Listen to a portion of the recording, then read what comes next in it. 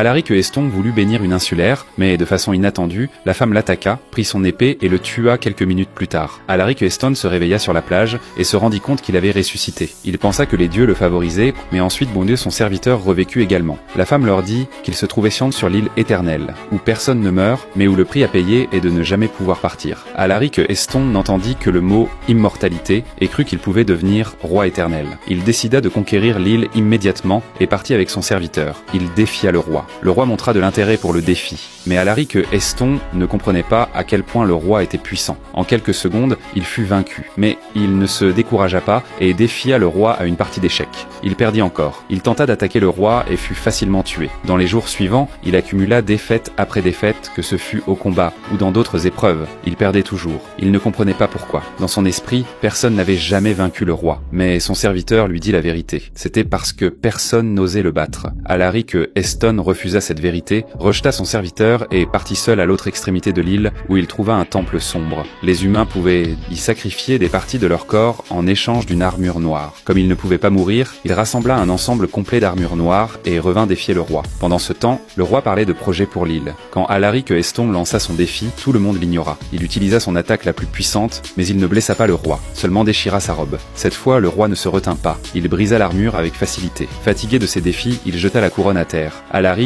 Eston, vaincu, tomba à genoux. Son serviteur voulut l'aider à se relever, mais lui, exalté, ramassa la couronne et s'enfuit du château. Il ne vit pas le regard déçu de son serviteur, ni le coffre rempli de couronnes que le roi ouvrit. Sur le rivage, on-t-il mit la couronne et regarda son reflet. En se mirant avec la couronne, il se rendit compte qu'il ressemblait à un bouffon. En comprenant son erreur, il alla chercher la forgeronne et apprit auprès du roi. Jour après jour, il forgea un bras avec la couronne. Il chercha son serviteur, lui remit le bras et s'excusa sincèrement. Mais le serviteur ne pardonna pas.